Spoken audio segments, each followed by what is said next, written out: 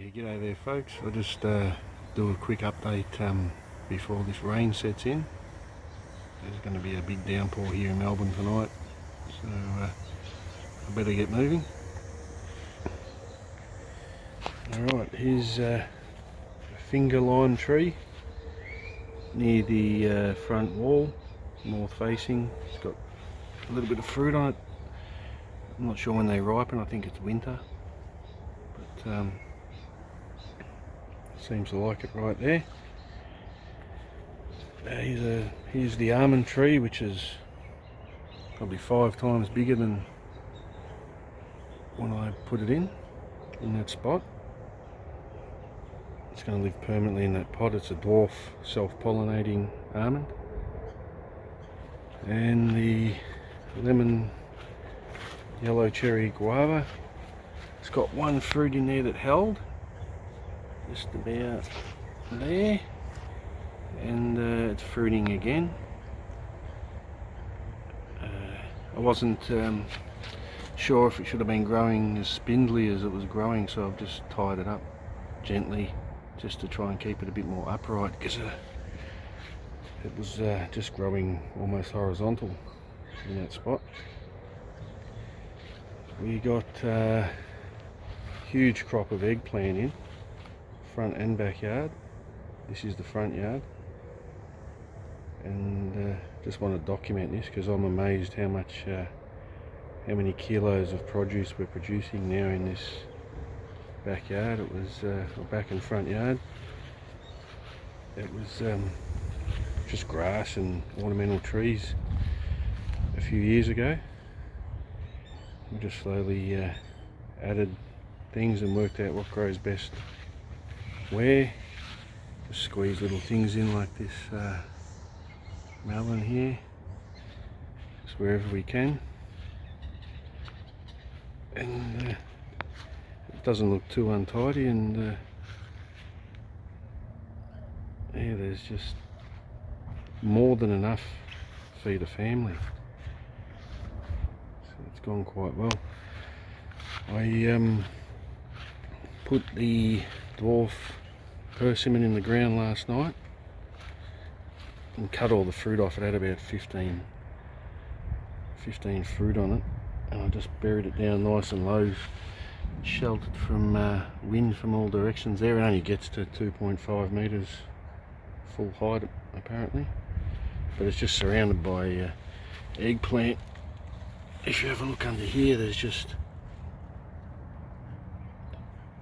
more than we can eat actually. It's we'll be giving some away for sure, just everywhere you look. Different varieties. We've got some white ones here as well. Here comes a thunderstorm.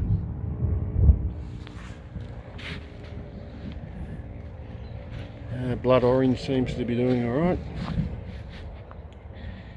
It's I kept a few fruit on that. It's a small tree, but doesn't seem to be struggling. The pomegranates are all flowering and then dropping flowers. I'm not expecting any fruit this year on them, but they're all producing flowers, and then they just drop off.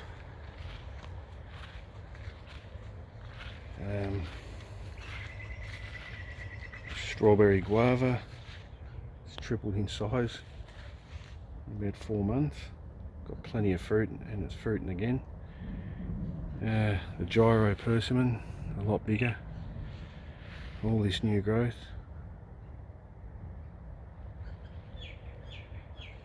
The wonderful pomegranate gets the most flowers, but they're still all falling off. It's only a year old.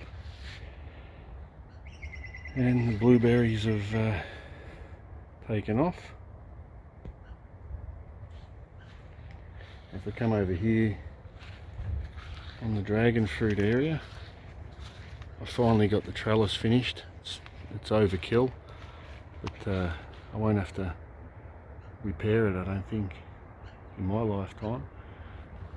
The flowers, the flower at the top is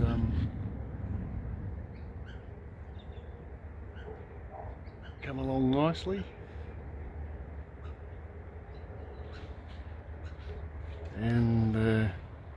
I'm trying to graft on a yellow variety onto this one, and it seems to have taken. I'm not sure if it's gonna, it's joined itself in there, and it seems to have joined itself there, and the yellow piece is nice and dark green still. So I'm hoping if I see something pop up here, then we'll have a yellow variety on a red stem, on the a Vietnamese white stem, which doesn't seem to mind Melbourne conditions. And if that works, I'll graft different other different varieties onto it as well. But it's turned into a beast, this dragon fruit, and hopefully it likes the trellis. Once it gets to the top there, I'm just going to let it do whatever it wants.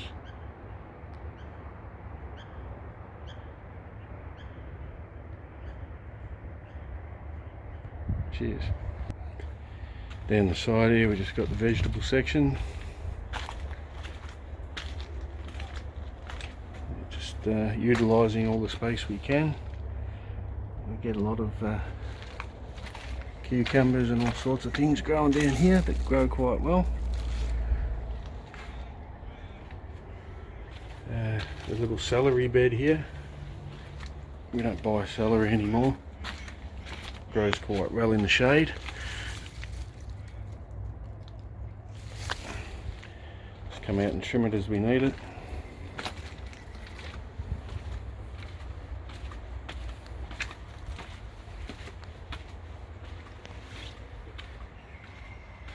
So as we pulled out the corn, we put another crop in. Yeah, so you can get 2 crops a year, I think.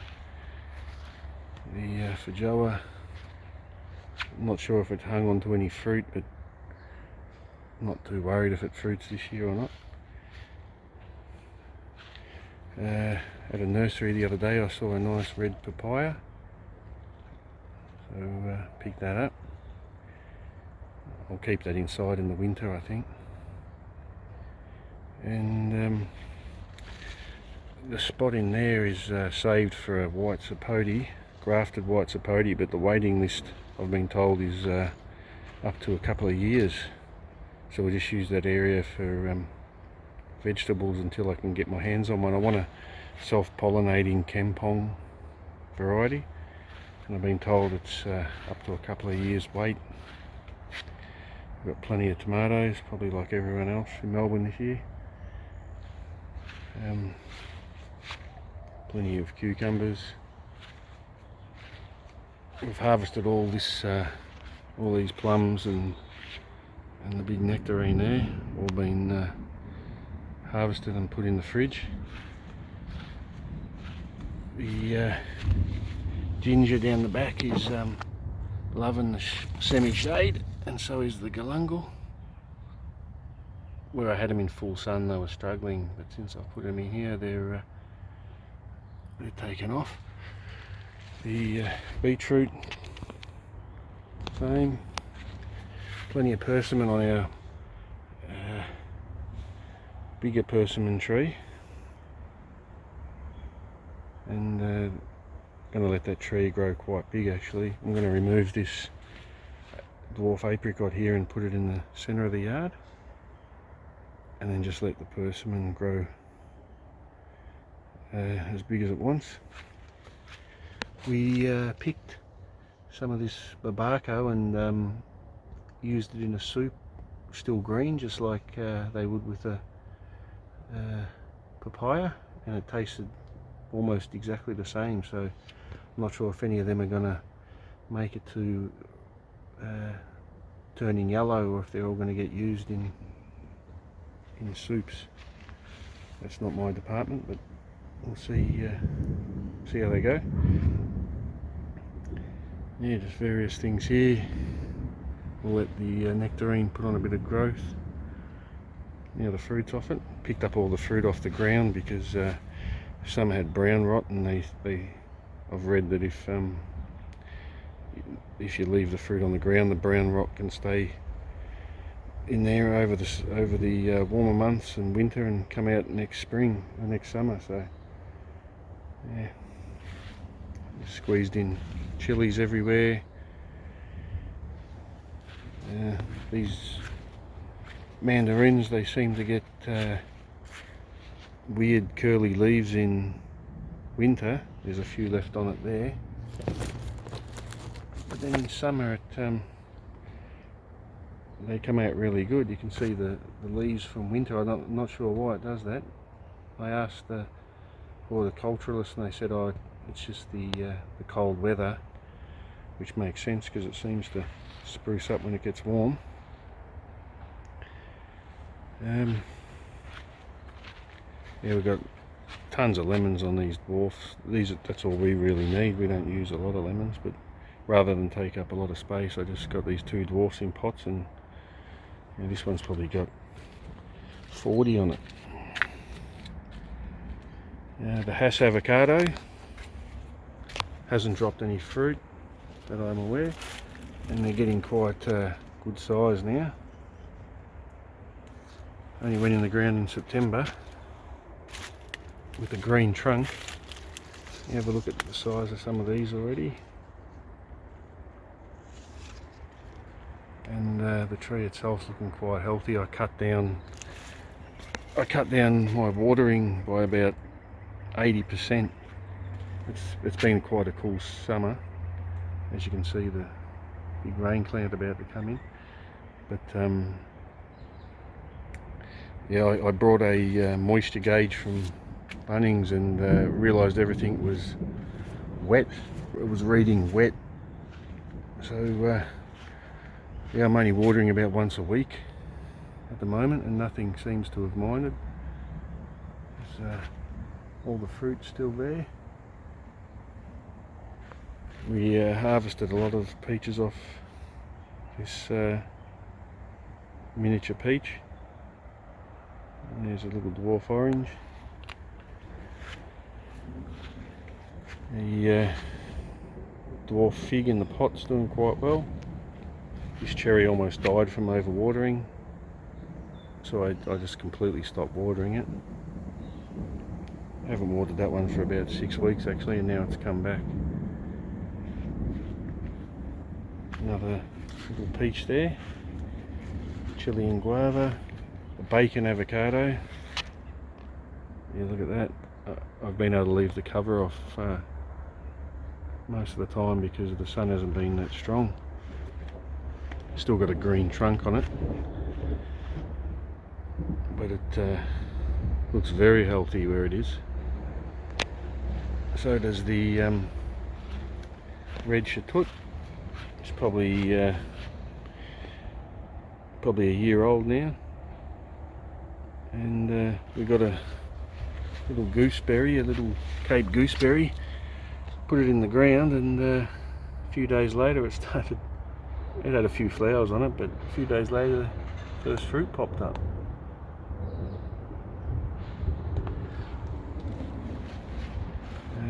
Got some Jaboticabas here. Just letting them grow out in pots. I'll find a spot for them when they get big enough. And in here we started to grow what's this one, sawtooth coriander, some kangkong, and filled the pot up with I covered all the holes with some plastic, and then left that one to stay drenched. And same with this other plant here called rice paddy herb, which they put in soup. People put in soup just to add some flavour. The miracle berry. It's doing very humid in here because of the pond, and I couldn't find the right spot for it. I've just tried many spots, but I've just put it here on this rock, and now sorry about the lightning, now we're starting to get good growth on that. And over here inside the pond,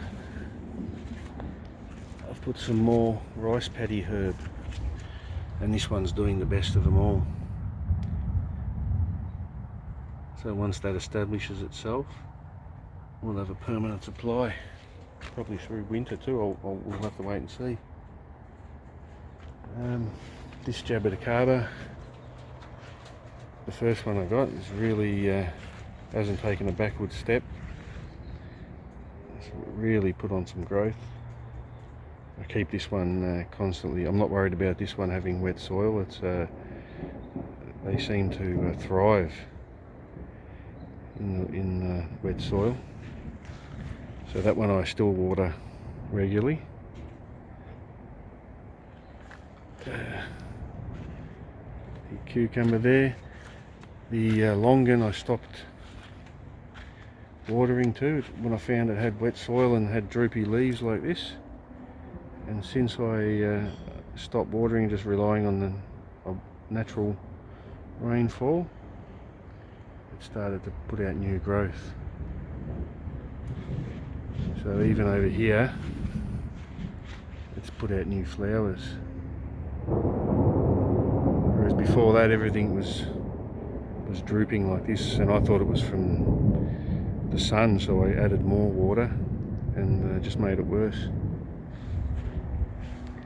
Same with the wampy. I'm not watering that at the moment. And the fruit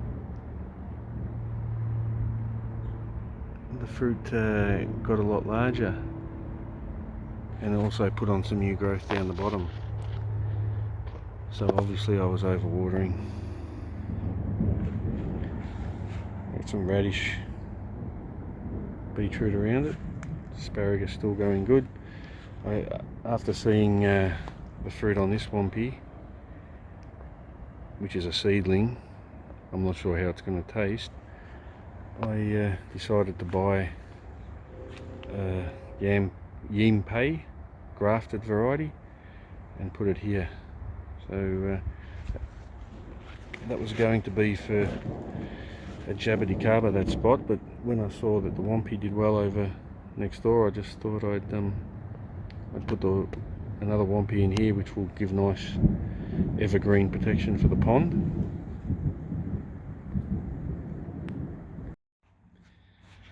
And here's the mangoes. It's the green one. Didn't get any fruit or flowers this year, but it's putting out plenty of new growth in return. Looking quite healthy. And not sure of this variety, but it's also putting out plenty of new growth, and it's got some fruit. I'm not sure if it's going to hang on, but the new growth just looks amazing, as you can see. But we'll see how that fruit goes.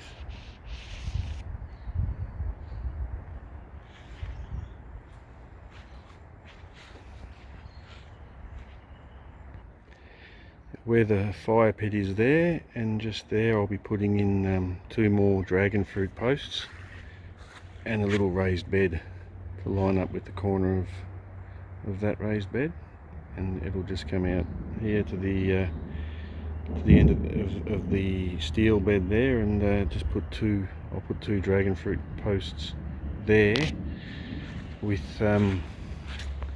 these varieties here.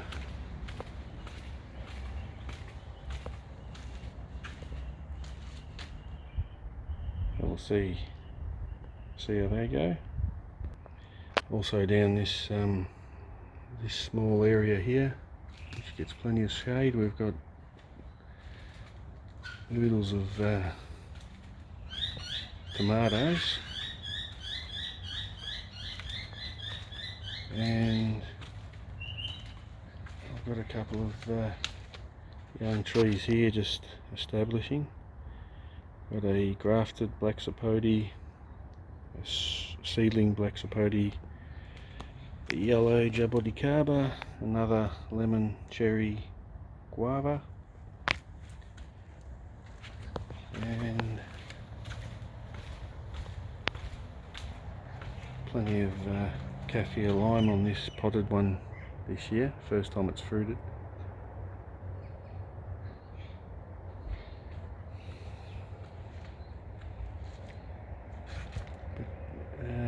Yeah.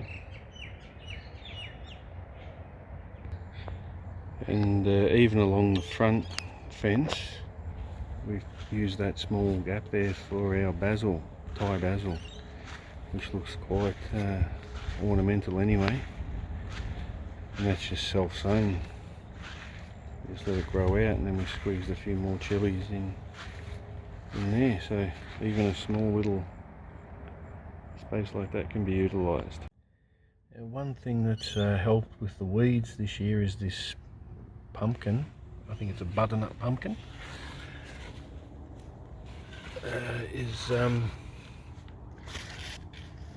You have a look how much pumpkins are actually growing on it, hidden under there, but we haven't had to weed that entire section of the garden, and as a bonus we get all these pumpkins around.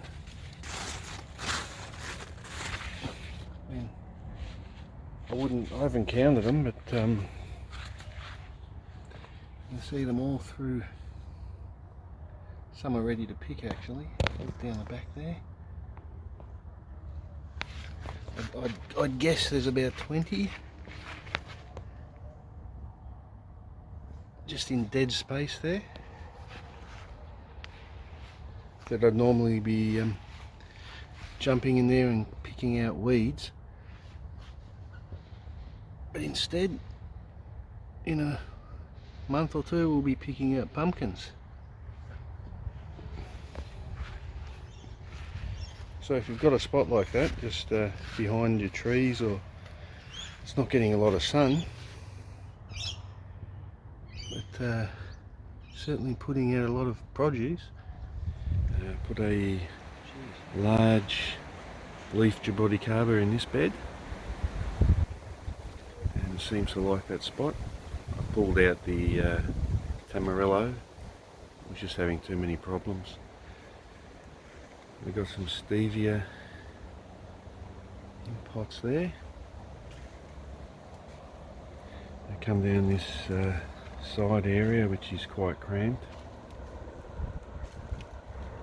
But got chilies, capsicum, a couple of dwarf bananas down there, Cavendish and a red Dhaka. But have a look at the chilies on this one. This was just an area with nothing in it last year, and now it's one of our best chili areas. This one plant, I just can't believe how many chilies are off it. It's the chili China variety. And the trellis here has worked out well. Added sides to it. So we've got some beans that are going to climb up this side. This melon's already made it to the top.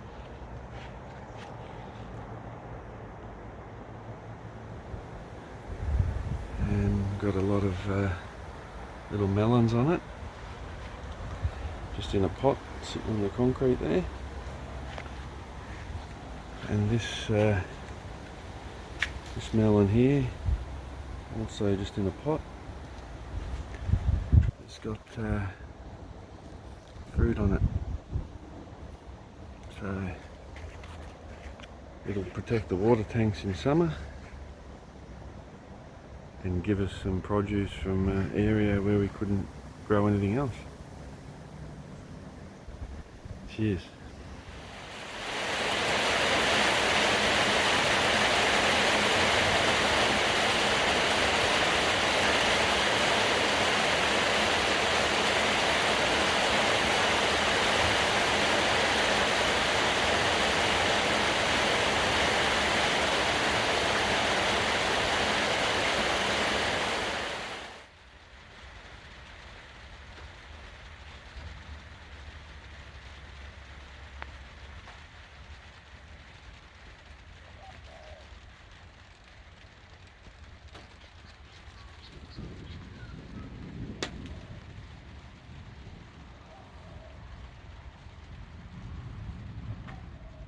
Anyway folks, it sounds like that storm's about to come rolling through soon, so I better get a few things packed away, and I'll see you next time. Thanks for watching. Bye.